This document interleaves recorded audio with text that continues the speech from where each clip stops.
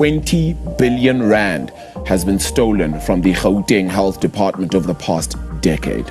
Now, given the scale of this alleged theft, what does it say about accountability and oversight within the Gauteng Health Department? I just wanted to ask if you could please start off by relaying how exactly you came to the figure 20 billion rand being stolen out of the Gauteng Department of Health over the last 10 years is a large sum.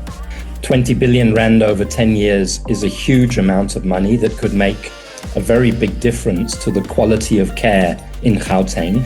We get to it through a study of 10 years of Auditor General's reports registered as irregular expenditure. Irregular expenditure means expenditure that hasn't been properly budgeted for and so on, and it is a proxy for corruption.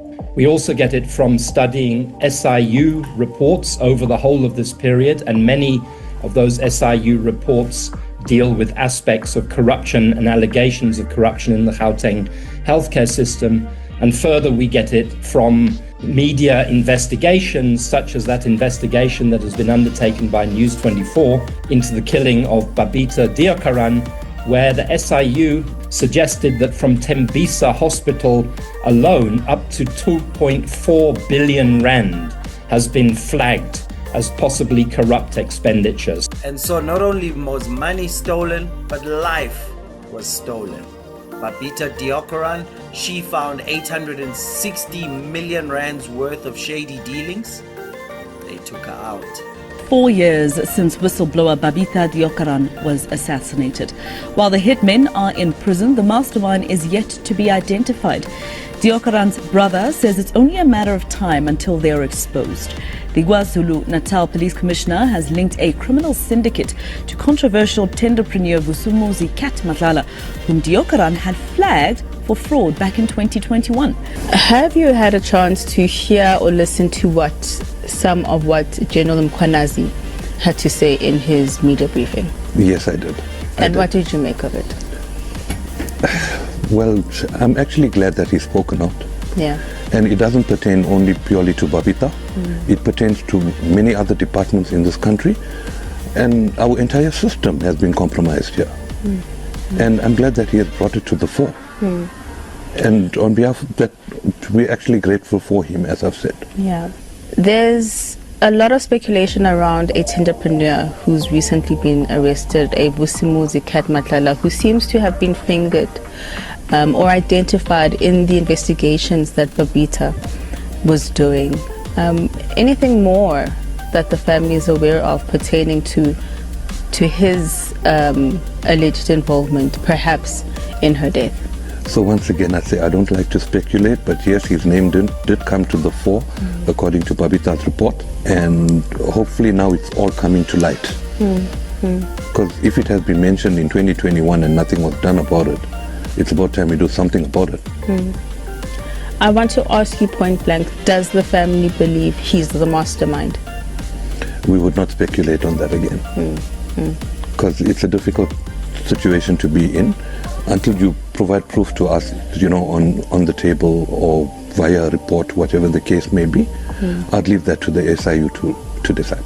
Do you think there is a political will to actually find the person who ordered the hit on Babita?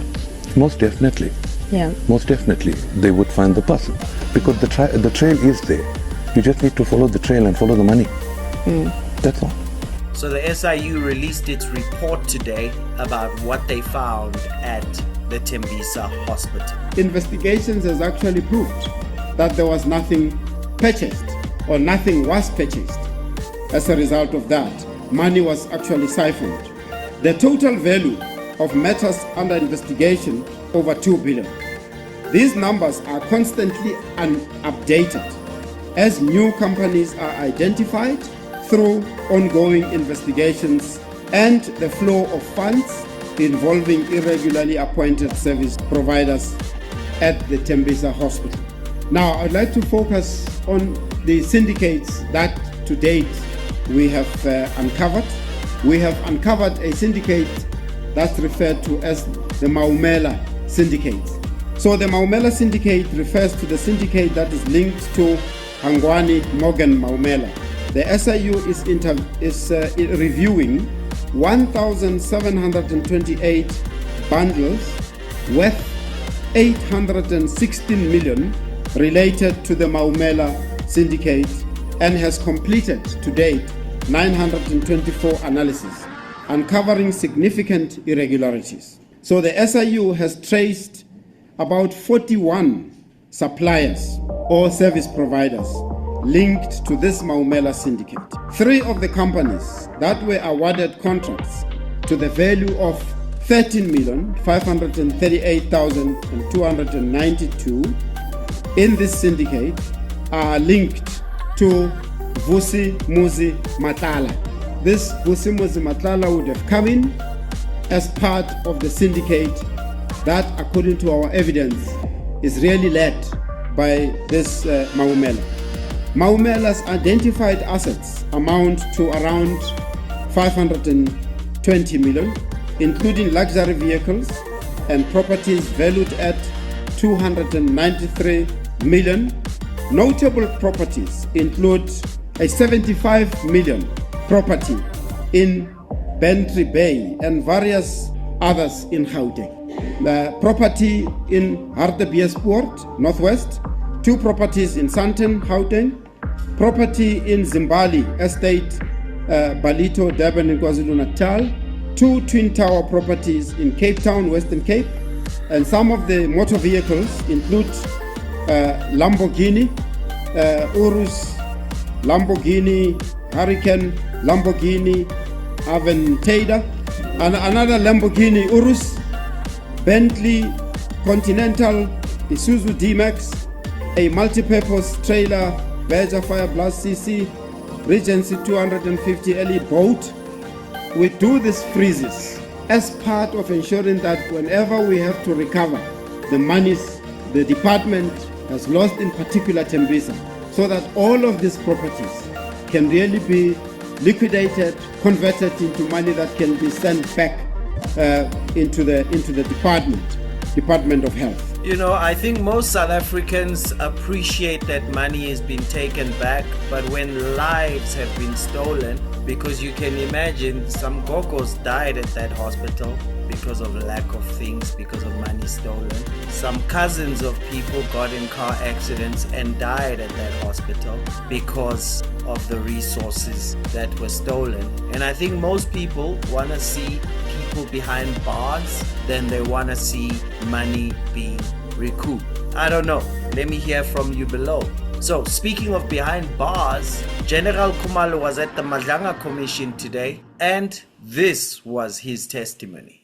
The 5 charts that I'll be taking the commission through, number 1 is communication between Mr. Vusimuzi Matlala and Mr. Brown Mukhodzi, who is a businessman linked to several SAPS officials, and he appears to have been involved in funding activities for the Minister of Police within the ANC.